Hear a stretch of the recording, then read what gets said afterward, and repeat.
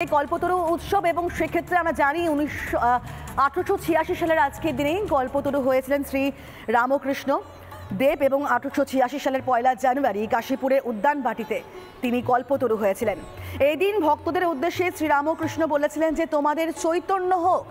ঠাকুরের সেদিন ভাব সমাধি হয়েছিল। অর্থ নয়, নাম নয়, যশ নয়, প্রতিপত্তি নয়, ঠাকুর সেদিন চৈতন্য বিতরণ করেছিলেন। ইংরেজি নববর্ষের দিনেই ভক্তদের দর্শন দিয়েছিলেন কাশীপুর উদ্যানবাটি চত্বরে। প্রিয় শিষ্য গিরিশের হাত ধরেই ভক্তদের মাঝে দাঁড়িয়ে মানুষকে জীবন দর্শন শিখিয়েছিলেন শ্রী রামকৃষ্ণদেব।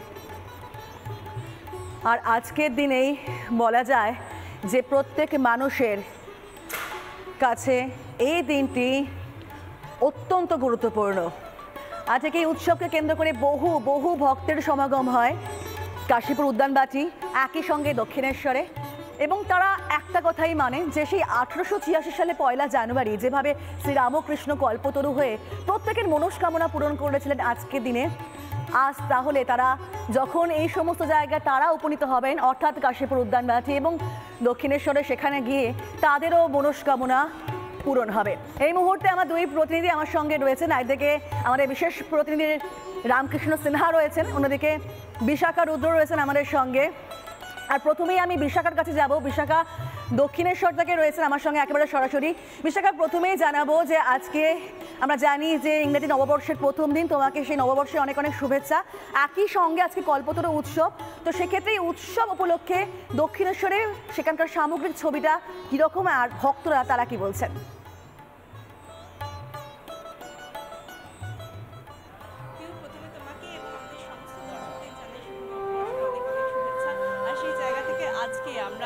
যখন ভবতারিণীর মন্দিরে রয়েছে দক্ষিণেশ্বরে, সেই জায়গায় আজকে বিশেষ একটা পুণ্য লগ্ন, পুণ্য তিথি। সেই জায়গাটায় কল্পতরু আমরা জানি এই উৎসবকে ঘিরে একেবারে 31শে ডিসেম্বর রাত থেকে মানুষের ভিড় এখানে থাকে এবং সেরকমভাবেই আমরা এই ভিড়টা একবার দেখাতে বলবো। আমার সঙ্গে ভিডিও জার্নালিস্ট মেরাজ আলী রয়েছেন, তাকে বলবো একটু দেখানোর জন্য যে সবাই হাতে ডালা নিয়ে কীভাবে আজকের এই বিশেষ দিনটায়, বিশেষ করে আজকে যখন কল্পতরু, আজকে যখন বছরের প্রথম দিন, সেই জায়গা থেকে সবাই নিজেদের মনোবাঞ্ছা পূরণের জন্য এসেছেন এখানে মা ভবতারিণীর কাছে, নিজের ইচ্ছে পূরণের চেষ্টা করছেন তারা। এবং সেই হিসেবেই আমরা দেখতে পাচ্ছি এতক্ষণ ধরে লাইনে দাঁড়িয়েও কারোর কিন্তু কোনো অসুবিধা নেই, কোনো রাগ নেই, কোনো বিরক্তি নেই যে লাইনে দাঁড়িয়ে থাকতে হচ্ছে। আমরা একটু কথা বলে নেব কারোর সঙ্গে, আমরা একটু কথা বলে নেব। এই মুহূর্তে আমাদের সঙ্গে আমরা বিভিন্ন প্রজন্মের মানুষকে পাচ্ছি। এখানে এসেছেন যে আপনি কতক্ষণ দাঁড়িয়ে আছেন?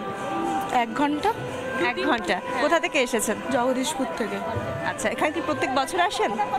প্রত্যেক বছর আসি না, এই প্রথম। আচ্ছা, সেই সঙ্গে আমরা যেরকমভাবে বিভিন্ন প্রজন্মের কথা বলছিলাম, বিভিন্ন প্রজন্মের বিভিন্ন মানুষ এসেছেন। আমরা একটু যারা একটু বয়স্ক তাদের সঙ্গেও কথা বলি, হয়তো এদের মধ্যে কাউকে আমরা পেয়ে যাবো যারা প্রত্যেক বছর আসেন।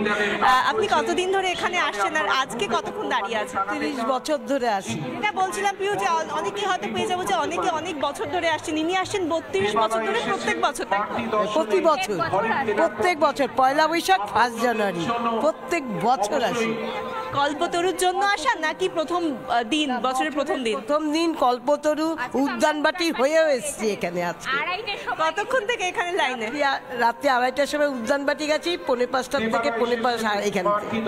এটাই ঠাকুরের মায়া, এটাই ঠাকুরের মায়া, শ্রী শ্রী রামকৃষ্ণ পরমহংসদেবের মায়া, এটাই মা ভবতারিণীর মায়া পিউ।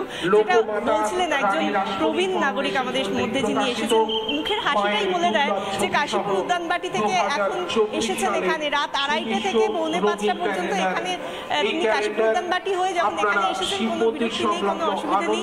এবং যেটা আমরা বলছি যে এই যে একটা ঠান্ডা, বছর শেষের ঠান্ডা, তার মধ্যে মানুষের ভিড়, সেখানে মানুষ হাতে নিয়ে ডালা নিয়ে চলে এসেছেন। কতক্ষণ এখানে রয়েছেন? অনেকক্ষণ এসেছি আমরা। 5:30 সকালবেলায় চলে এসেছি, সেই লাইন দিয়ে এই ঢুকলাম মায়ের দর্শনে। প্রত্যেক বছর আসেন? প্রত্যেক বছর আসছি, আমি তো 20 বছর ধরে আসছি। খুব ভালো লাগছে। মায়ের প্রথম দর্শন করেই আমি শুরু করি, মানে প্রথম বছর থেকেই আমরা শুরু করি দর্শন করে। আজকের তো বিশেষ দিন, কল্পতরু উৎসব। কল্পতরুর জন্যই কি আজকে আসা? হ্যাঁ, কল্পতরুর জন্যই আসা। মায়ের কাছে বিশেষ কোনো প্রার্থনা আছে? সে তো সব সময় থাকে, আজকে যেহেতু কল্পতরুর মাধ্যমে বেশি করে আসা ওই জন্য। আরও আছেন অনেকে, মানে দেখতেই পাচ্ছ অগণিত ভক্ত, সবার সঙ্গে কথা বলার ইচ্ছে রয়েছে। একটু করে কথা বলি। আপনি কোথা থেকে এসেছেন? বাগুইআটি। বাগলিয়াটিতে কতক্ষণ দাঁড়িয়ে আছেন? 5:30 সেম। সবাই মিলে তারা অনেকক্ষণ দাঁড়িয়ে আছেন, কিন্তু মুখে একটা মিষ্টি স্মিত হাসি রয়েছে, আর সেটাই জানান দিচ্ছে যে মানুষ কতটা খুশি রয়েছে। বছরের শুরুটা যদি এভাবে হয় দক্ষিণেশ্বর মা ভবতারিণীর মন্দির থেকে, এই প্রাঙ্গণ থেকে, এই পুণ্য তিথিতে, পুণ্য লগ্নে, তাহলে এর থেকে ভালো আর কি হতে পারে। সেই জায়গা থেকে পিউ, একটা বিষয় বলতেই হয় যে 1886 সালের আজকের দিনটায় যখন কাশীপুর উদ্যানবাটিতে শ্রী শ্রী রামকৃষ্ণ পরমহংসদেব বলেছিলেন তোমাদের চৈতন্য হোক, যখন তিনি বলেছিলেন গিরিশ ঘোষ তার অন্যতম প্রিয় শিষ্য, তাকে বলেছিলেন যে আমি কে, সেই কথাটার উত্তরে গিরিশ ঘোষ বলেছিলেন আপনি পরম ব্রহ্মশ্রী, আপনি ভগবান নিজে, আর তার মধ্যেই তিনি বলেছিলেন তোমাদের চৈতন্য হোক।